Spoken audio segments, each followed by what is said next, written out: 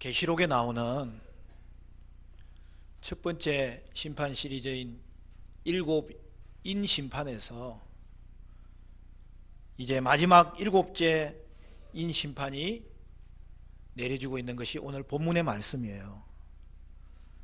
일곱 인 심판은 여섯째 인 심판 이후에 갑자기 그 삽입이 등장함으로 말미암아서 중단되었죠. 그 삽입의 내용은 무엇이라고요?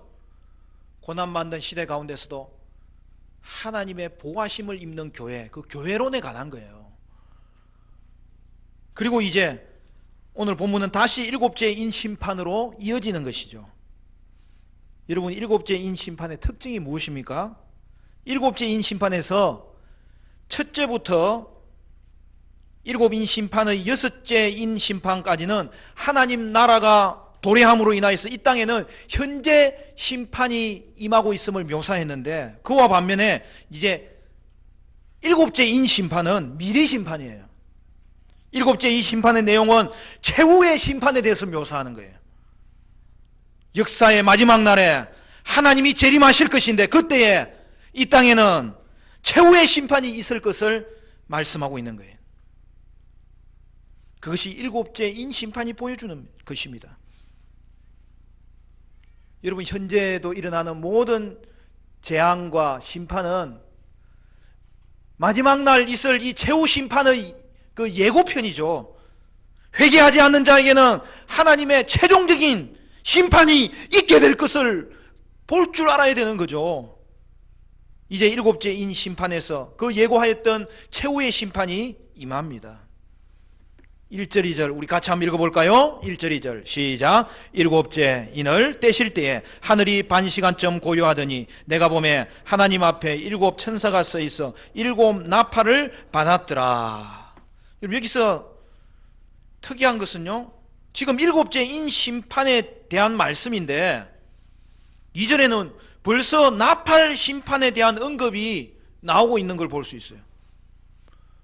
여러분, 계시록에는 세 개의 심판 시리즈가 등장합니다. 일곱 인 심판, 그 다음에는 일곱 나팔 심판, 그 다음에는 일곱 대접 심판이에요.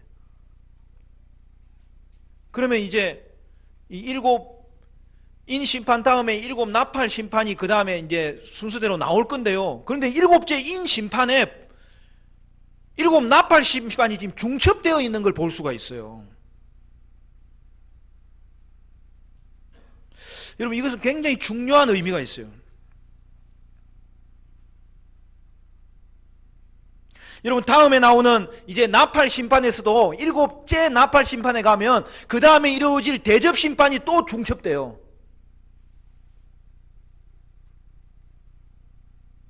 그러니까 이것은 일곱 인 심판과 일곱 나팔 심판과 일곱 대접 심판의 관계를 말하는 건데요, 이 심판 시리즈는 시간적인 순서가 아니라는 거예요. 하나님의 심판이 반복적으로 설명되는 거예요.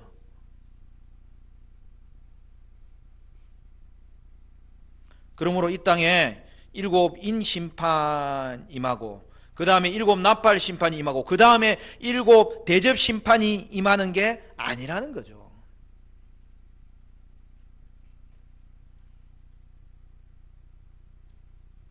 그러니까 이것은 시간적인 순서가 아니라 논리적인 전개예요. 즉, 세계의 심판 시리즈가 반복되면서 강화되는 걸 보여주는 거예요. 그 의미에 대해서는 다음에 한번 이야기하겠지만은, 여러분, 동일한 심판의 내용이 세계 심판 시리즈의 묘사라는 것이죠. 그리고 인 심판 시리즈를 나팔 심판이 이제는 더 구체적으로 설명하는 거예요. 이제 나팔 심판이 나오는데 그것을 그 다음에 있는 마지막 대접 심판이 더 구체적으로 설명한다는 뜻이죠.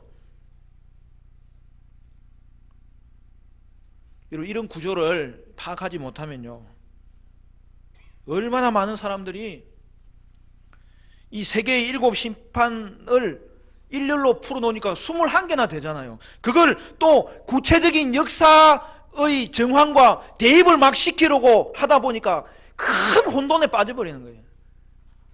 거기서 헤어나오지 못하는 경우를 너무 많이 봅니다. 그게 대표적인 게 이단이에요. 근데 교회 안에서도 말씀 중심으로 신앙생활하지 않으면요,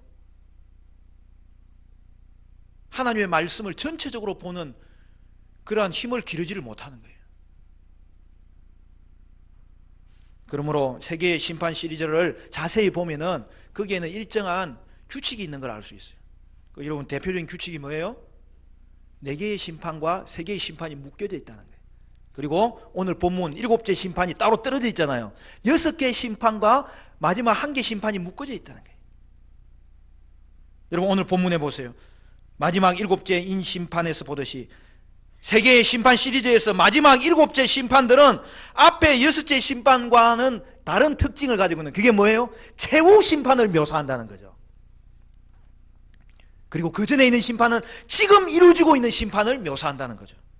우리 3절 같이 보겠습니다. 3절 4절까지 시작. 또 다른 천사가 와서 제단 곁에 서서 금향로를 가지고 많은 향을 받았으니 이는 모든 성도의 기도와 합하여 보좌 앞 금제단에 드리고자 함이라.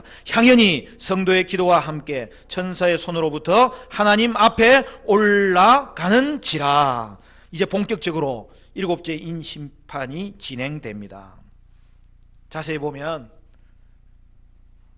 여기에 성도의 기도가 금향로의 그 향연,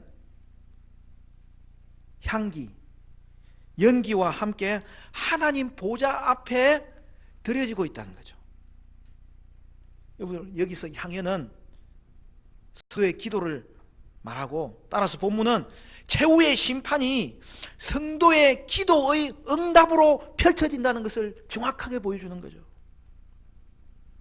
여러분, 5째 인 심판에도 성도의 기도가 나왔어요. 거기에는 순교자들의 기도가 희생 제물로 하나님께 드려진다고 되어 있어요. 근데 그때는 뭐예요? 현재의 심판이지 최후 심판은 아직 오지 않았잖아요.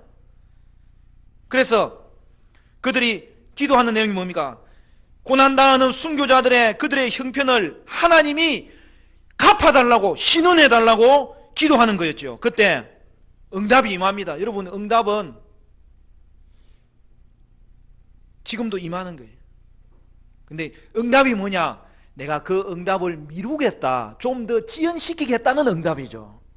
그러니까 하나님 앞에 기도할 때는 뭐든지 응답돼요. 때로는 그 기도가 응답되지 않으면 지금 나에게 주시는 것이 맞지 않기 때문에 지금 응답하지 않는 거예요. 때로는 하나님이 미루어서 적절한 때에 주셔야만 우리에게 유익이기 때문에 그때 주시는 것을 지금 주시지 않는 형태로 우리에게 하나님이 가르쳐 주실 때가 있는 거예요. 그리고 지금 하나님께서 기도하는 자의 그 기도를 들으심으로 지금 응답해 주시는 거예요. 그러니까 여러분, 하나님이 바꾸어 응답해 주시는 것도, 나중에 응답해 주시는 것도, 지금 응답해 주시는 것도 하나님은 기도하는 자에게 주시는 응답이고, 그러므로 기도는 반드시 응답된다는 거죠. 근데 5째 인 심판이 떨어질 때에 그때의 기도의 응답은 뭐예요? 내가 그 기도를 조금 지연시키겠다. 그게 뭡니까? 최후 심판을 하나님이 조금 미루겠다는 거예요. 여러분, 그게 은혜 아닙니까? 나는 지금 주님 앞에 구원받았는데 내가 주님을 붙잡은 게 아니잖아요. 하나님 내게 다가오셨잖아요. 찾아오셨잖아요. 우리가 주님 한 번, 2번 외면한 게 아니잖아요. 그럼에도 불구하고 주님의 그 사랑에 잠긴 바 되어서 내 신앙의 눈이 뜨여졌고 내가 주님 앞에 돌아왔을 때에 우리는 주님의 은혜를 고백하지 않을 수 없잖아요. 그런데 그 은혜의 강이 지금 흐르고 있는데 그 은혜의 강이 나 같은 자에게 또 흘러가서 그들이 구원받을 기회가 되는 것이 바로 심판을 지연시키는 하나님의 은혜의 모습인 거죠. 그래서 저와 여러분이 고난받을 때 너무 힘들어서 아멘 주 예수여 오시옵소서, 그 기도는 우리에게 너무 중요한 기도지만 그럼에도 불구하고 하나님 이 고난의 시기를 이김으로 구원받는 자들이 기회를 얻게 하시고 내가 이 고난의 시기를 사명 감당하는 시간으로 주님 앞에 섬으로 말미암아 최후의 심판에 저들도 면하고 하나님 앞에 돌아오게 해달라고. 여러분의 고난이 이 땅의 구속 역사를 이루는 도구로 쓰임 받는다는 것을 그 다섯째 인심판이 보여주었던 거죠. 그러나 어떻게 됩니까? 이제 최후의 심판이 일어납니다. 여기서 성도의 기도는 순교자의 기도와 동일합니다. 그러므로 성도의 기도는 마침내 응답되고 반드시 응답되는 것을 최후의 심판에서 다시 한 번 더 확인하는 거예요. 사랑하는 성도 여러분, 여러분의 기도 생활은 어떻습니까?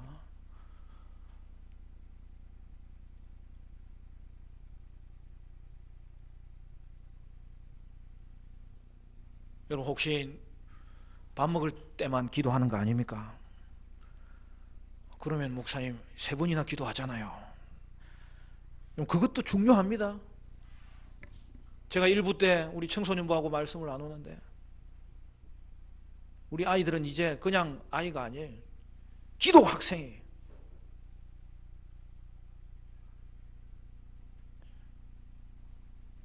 그래서 교회에서 제가 늘 가르칩니다. 기도 학생은 학교에서도 밥 먹기 전에 기도하는 모습으로 하나님 의지하는 자라는 것을 보여줘야 된다. 그건 삶의 그냥 당연한 모습이어야 되는 거죠. 또 한 가지 뭐예요? 주의 날 동아리 활동이 있더라도 야 토요일날 하자. 주일날은 나는 교회 가는 날이야. 예배하는 날이야. 하나님이 살아계셔.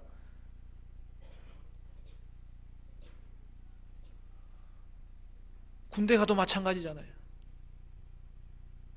식사할 때 기도하고 주의 날을 지키고 직장생활도 마찬가지잖아요. 군의 식당에서 기도할 때 다른 사람이 야 너 눈에 뭐 들어갔어? 그러면 아니야 기도하는 거야. 하나님이 살아계셔. 주의 날을 지키며 기도하는 것이 성도의 특징이라는 거죠. 여러분 오늘 본문을 보면 어린 양께서 7인을 떼실 때에 반시 동안 고요하게 되었다고 이야기합니다. 그렇죠? 여기서 반시는 말 그대로 한시의 반을 이야기하는 거죠. 요즘은 24시간이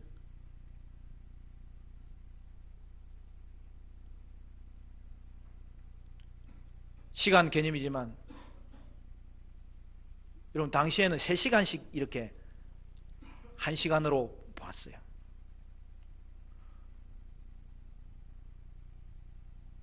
또 어떤 지역에는 2시간씩을 1시간으로 보기도 하고.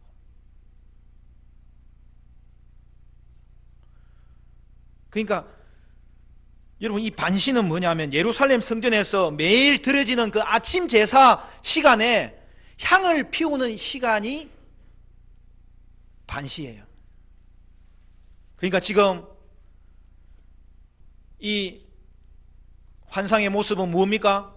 제사장이 첫 제사를 아침마다 드릴 때에 향을 피우면서 그 향단을 하나님께 드리면서 기도했거든요. 그 장면을 그대로 가지고 온 거예요. 그러니까 무슨 말입니까? 성전에서 향을 피우면 그 연기가 하늘로 올라가는데 그것은 기도가 하나님께 올라간다는 것을 시각적으로 보여주는 것이었죠. 그런데 성도의 기도가 하나님 앞에 올라갈 때 하나님은 왜 주위의 환경을 고요하게 만드셨나는 거죠. 주위를 고요하게 만들었다는 것은 하나님 주위의 천사들이 찬양하는 소리도 고요하게 만들었다는 뜻이죠. 하늘 성전에는 찬양이 끊이지 않는 곳이잖아요. 그런데 왜 기도의 향연이 하나님께 올라갈 때 모든 것을 고요하게 만드는 것입니까? 여러분 고요하지 않으면 하나님이 듣지 못하는 것입니까? 아니죠. 하나님은 어떤 상황 가운데서도 우리가 기도할 때 그 기도를 들으십니다. 그러나 천사의 찬송마저도 고요하게 만드시면 하나님이 우리의 기도에 얼마나 귀를 기울이시는지를 보여주는 거예요. 하나님이 우리가 기도할 때 그 기도에 얼마나 관심을 가지고 계신지를 보여주는 거예요. 얼마나 거기에 집중하고 계시는지를 보여주는 거예요. 여러분이 기도할 때 하나님은 하늘의 찬송마저 멈추시며 여러분의 기도에 귀를 기울이십니다. 그러므로 성도의 기도는 그 중에 하나라도 땅에 떨어지는 법이 없습니다. 하나님은 성도의 기도에 귀를 기울이시고 들으십니다. 하나님이 듣지 못하는 기도는 없습니다. 여러분이 기도하면 하나님은 여러분의 기도를 아십니다. 그리고 반드시 들으십니다. 하나님이 들으신다는 뜻은 뭐예요? 하나님 우리의 기도를 들으셨으므로 하나님은 반응하실 것이고 응답하실 것이고 오늘 우리의 삶 가운데 함께 하신다는 것이죠. 요한일서 5장 14절 15절 말씀에 그를 향하여 우리의 가진 바 담대함이 이것이니 그의 뜻대로 무엇을 구하면 들으심이라. 우리가 무엇이든지 구하는 바를 들으시는 줄을 안저 우리가 그에게 구한 그것을 얻은 줄을 또한 아느니라. 성도의 특징은 기도하는 것이죠. 성도의 특권이 기도하는 것이고 성도의 삶이 기도고 성도의 의무가 기도하는 것이죠. 왜 그래요? 성도는 하나님 의지하지 않고는 이제는 살 수 없는 존재라는 것을 고백하는 자인데 성도는 세월이 지나갈수록 이제는 더욱더 주님을 의지할 수밖에 없는데 기도는 하나님을 의지하는 방법이고 자세고 태도이기 때문이죠. 그러므로 성도는 무엇을 간구하든지 하나님께 나아갈 수 있고 아버지의 이름을 부를 수 있고 성도는 어떤 환경에 처하든지 기도할 수 있고 성도는 언제라도 기도할 수 있고 어디서라도 기도를 통하여 하나님과 교제할 수 있는 것이죠. 기도는 하나님과 교제하는 거예요. 따라서 여러분은 기도를 통하여 하나님 더욱 의지하시고 하나님과 교제가 더 깊어지시고 아버지를 부르는 기도의 사람 되시기를 간절히 축원합니다. 하나님 아버지의 이름만 불러도 하나님은 온 세상을 고요하게 만드시사 여러분의 신음에도 응답하시고 들으시고 반드시 반응하시는 분이라는 사실입니다. 세상은 듣고도 내몰라라 하는 사람들이 있고 세상은 듣고도 능력이 부족해서 도와주지 못하는 경우도 많고 들었지만 그것을 바르게 이해할 수 없을 경우도 많은 것이죠. 그러나 하나님께 기도하는 것은 크든지 작든지 사소한 것이든지 중대한 것이든지 긴급한 것이든지 하나님의 뜻을 묻는 것이든지 무엇을 구하든지 하나님은 하찮게 여기는 기도는 없고 오직 성도의 기도를 귀하게 여기시고 들으심을 사랑하는 성도 여러분 믿으시기를 축복합니다. 왜 그렇습니까? 하나님께서 나의 아버지가 되시기 때문입니다. 예수님이 여러분을 위해서 몸버려 피 흘려 구원하신 나의 구주가 되시기 때문입니다. 성령님께서는 지금도 우리의 연약함을 아시고 말할 수 없는 탄식으로 저와 여러분의 기도를 돕는 위로자요, 상담자요, 권면자요, 보혜사님이 되시기 때문입니다. 기도는 성령의 권능을 덧입는 통로예요. 그러므로 사랑하는 성도 여러분, 여러분은 새벽을 깨우며 기도하시고 하루를 묵상으로 시작하시고 기도하면서 시작하시고 기도회를 통하여 합심하여 기도하시고 가정교회에서 기도하시고 가정예배에서 기도하시고 쉬지 말고 기도하시고 아버지를 부르시고 예수님을 의지하시고 성령님의 도우심을 구하심으로 하나님께 영광 돌리는 은혜의 심령이 되시기를 바랍니다. 5절 말씀에 우리 같이 읽어볼까요? 5절 시작. 천사가 향로를 가지고 제단에 불을 담아다가 땅의 소돔에 우레와 음성과 번개와 지진이 나더라. 천사가 제단에 있는 불을 가지고 향을 피우잖아요. 근데 이번에는 어떻게 해요? 향에 있는 그 향기와 그 불을 쏟아내는 거예요, 땅에. 그랬더니 어떻게 돼요? 우레와 음성과 번개와 지진이 났던 것이죠. 여러분, 이것은 이미 본 환상이에요. 어디에서요? 요한계시록 4장에 이미 봤어요. 그러니까 여러분, 요한계시록 4장 5장은 하늘 성전을 보여줬잖아요. 그리고 거기에서 이어지는 심판 시리즈가 오늘 본문이잖아요. 그러니까 여러분 요한계시록에는 또다시 복습하면 4개의 환상이 등장합니다. 그게 전부예요. 첫 번째 환상은 서론부에 있고, 두 번째 환상은 그 전체가 본론부예요. 그리고 결론부에 환상이 2개 등장하는데, 첫 번째 환상, 여러분 요한계시록 시작이 뭐였어요? 요한이 밤모섬에 있는데 누굴 본 거예요? 부활하셔서 승리하신 그리스도가 자기 앞에 나타난 거예요. 그리고 그 그리스도가 어디에 계셨어요? 교회 사이를 거닐고 계셨어요. 박해받는 교회, 핍박받는 교회, 바람 앞에서 이제는 없어져 버릴 것 같은 그 교회, 교회의 지도자를 잃고 신음하는 그 교회가 어떻게 될 것인지 주의 날에 고민하며 기도하며 예배하는 그 자리에 그리스도께서 나타나신 거예요. 하나님은 교회를 지금도 보호하고 계셨더라는 것을 그가 확인하면서 요한계시록이 시작된 거예요. 그래서 첫 번째 환상은 승리하신 그리스도와 7 교회에 보내는 메시지 환상이잖아요. 그리고 두 번째, 하늘 성전을 먼저 보여준 거예요. 4장 5장에.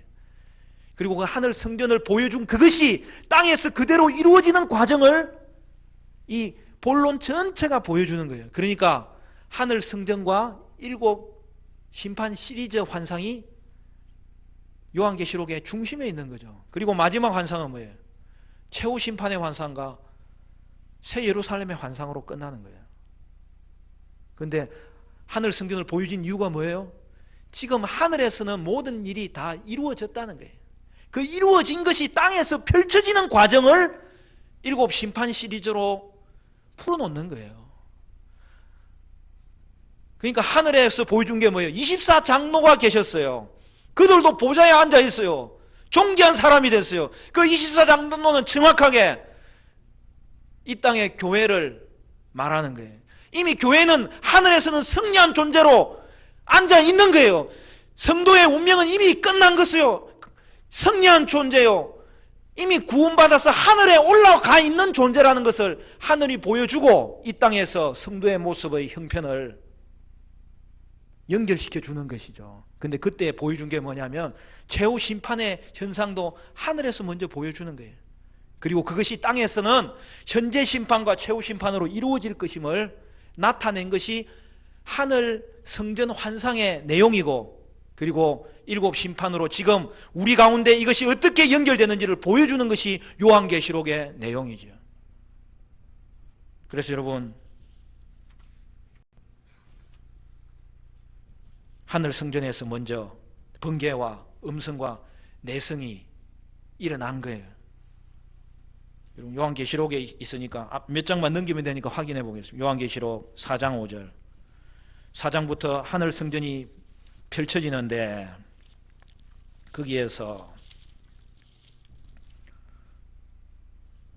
4장 5절 우리 같이 읽어볼까요?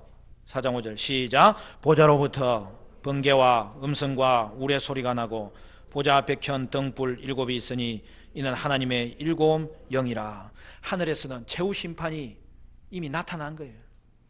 여러분, 그대로 땅에서 이루어진다는 거예요.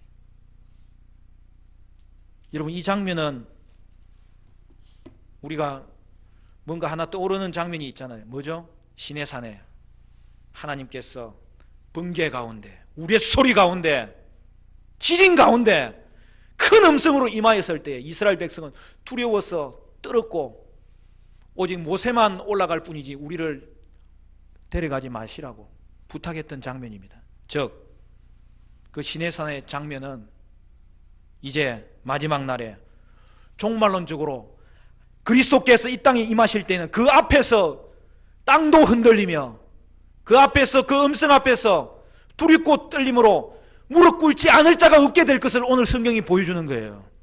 그리고 그 지진은 우주적인 지진이 될 것이라고 성경은 말하는 거예요. 마지막 날에 이 땅에 예수님이 재림하실 때 회개하지 않는 우상 숭배자들은 두려워 떨 것이며 그들에게 최후의 심판이 내려짐을 하늘이 먼저 보여준 거죠. 그리고 오늘 본문이 그것을 펼쳐놓은 거죠. 그리고 여러분, 대접 심판, 나팔 심판의 7째 심판도 동일한 표현이 등장합니다. 대접 심판의 마지막 7째 대접도 동일한 표현이 등장해요. 그리고 그것을 구체적으로 어디에 설명합니까? 17장 마지막 최후 심판의 환상에서 구체적으로 설명하는 거예요. 요한계시록 11장 19절로 가봅시다. 우리 계시록 말씀이니까 몇 장만 넘겨서 좀 수고롭지만 말씀 봅시다. 거기에 보면 뭐가 나오죠? 나팔 심판의 7째 심판이 등장하죠. 11장 19절 말씀도 우리 같이 읽겠습니다. 시작. 이에 하늘에 있는 하나님의 성전이 열리니 성전 안에 하나님의 언약궤가 보이며 또 번개와 음성들과 우레와 지진과 큰 우박이 있더라. 그리고 16장 18절로 가봅시다. 거기에는 이제 대접 심판의 7째 심판이 펼쳐지는데 거기에는 뭐라고 되어 있습니까? 정확하게 기록되어 있습니다. 16장 18절에 시작. 번개와 음성들과 우레 소리가 있고 또 큰 지진이 있어 얼마나 큰지 사람이 땅에 있어 온 이래로 이같이 큰 지진이 없었더라. 이 심판은 마지막 심판이라는 거예요. 성경은 그날에 그리스도께서 이 땅에 임하실 것이고, 이 땅은 현재 심판에서는 부분적으로 파괴되지만 이전의 우주 질서가 그날에는 완전히 와해되고 새 창조가 이루어지고 최후의 심판이 있을 것을 분명하게 말씀하고 있습니다. 그러므로 7째 인심판은 최후 심판에 대한 개론이고, 더 구체적인 묘사는 세 번째 환상 17절부터 20장까지 나타나는 것입니다. 그런데 여기서 우리가 주목할 것은 최후의 심판이 고난받는 성도의 기도에 대한 하나님의 응답으로 임한다는 사실이에요. 향로에 담겨져 있는 기도가 하나님께 드려지고 그 이후에 어떤 일이 벌어져요? 제단 위의 불이 향로에 담아져서 향기와 함께 쏟아진다는 거예요. 이 땅에 최후의 심판이 그로 말미암아 시작됩니다. 이는 하나님은 고난받는 성도의 기도에 응답하심으로 악한 세력을 심판하시는 것이고, 고난받는 성도의 그 기도에 하나님은 응답하심으로 저들의 고난받음을 다 보상해 주시고 보응해 주시고 복수해 주시는 것을 말씀하고 있는 것입니다. 사랑하는 성도 여러분, 그러므로 고난받는 성도의 기도가 하나님의 구속 사역을 이루어가는 데 있어서 중요한 역할을 한다는 거예요. 여러분, 하나님의 구속 사역은 하나님 혼자 이루는 게 아니라 성도의 기도와 함께 경영되고 있다는 것을 보여주는 거예요. 혹시 기도의 응답이 현재 심판에서 지체될지라도 최후의 심판에서는 반드시 응답되리라고 말씀하고 있는 거예요. 누가복음 18장 7절 말씀은 이렇게 되어 있습니다. 하물며 하나님께서 그 밤낮 부르짖는 택하신 자들의 원한을 풀어주지 아니하시겠느냐? 그들에게 오래 참으시겠느냐? 내가 너희에게 이르노니 속히 그 원한을 풀어주시리라. 그러나 인자가 올 때에 세상에서 믿음을 보겠느냐 하시니라. 그러므로 여러분, 성도의 기도와 하나님의 일하심은 같이 가는 거예요. 간혹 어떤 사람이 질문하는 게 이런 게 있어요. 목사님, 하나님의 뜻은 정해져 있는 건데 아무리 그래도 우리가 기도한다고 그게 바뀌겠습니까? 나는 하나님을 믿는 만큼 그냥 다 맡기고 살랍니다. 그래서 어떻게 하겠더니 기도 안 해도 된다는 거예요. 그래서 하나님이 그랬어요. 믿음을 보겠느냐? 여러분, 그 말은 맞는 말입니까? 틀린 말입니까? 맞는 말이에요. 근데 반만 맞는 말이에요. 하나님의 뜻이 정해져 있기 때문에 기도한다고 바뀌겠느냐? 그렇게 말하는데 그렇지 않습니다. 성도가 기도하면 하나님이 들으십니다. 성도가 기도하면 하나님이 응답하십니다. 하나님은 성도의 기도를 통해서 일하시는 거예요. 성도의 기도와 하나님의 일하심이 따로 가는 게 아니에요. 이게 기도의 신비예요. 근데 기도를 하는 사람은 그걸 알 수 있어요. 성도의 기도는 하나님이 일하시는 방법이에요. 성도의 기도는 하나님이 일하시도록 만드는 거예요.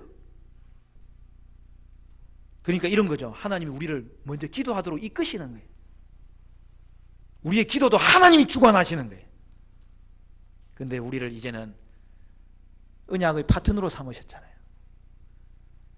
하나님은 이끄시고 기도는 우리가 하기를 원하시는 거예요.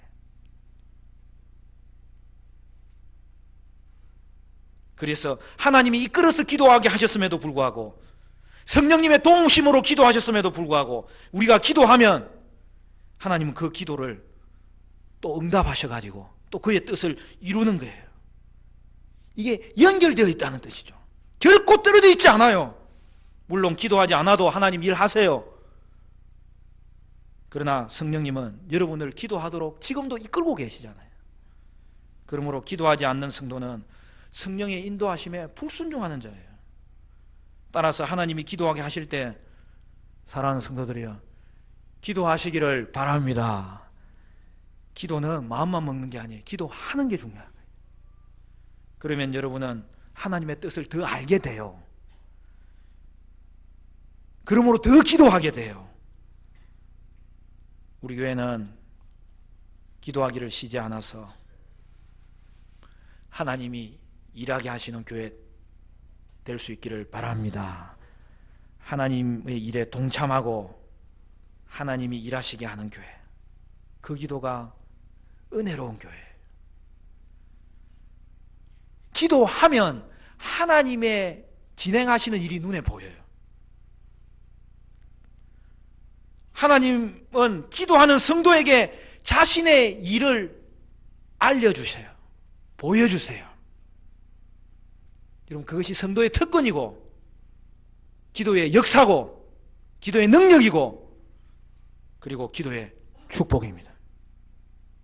사랑하는 성도 여러분, 하나님은 여러분의 기도에 귀를 기울이시고 계시고 반드시 응답하십니다.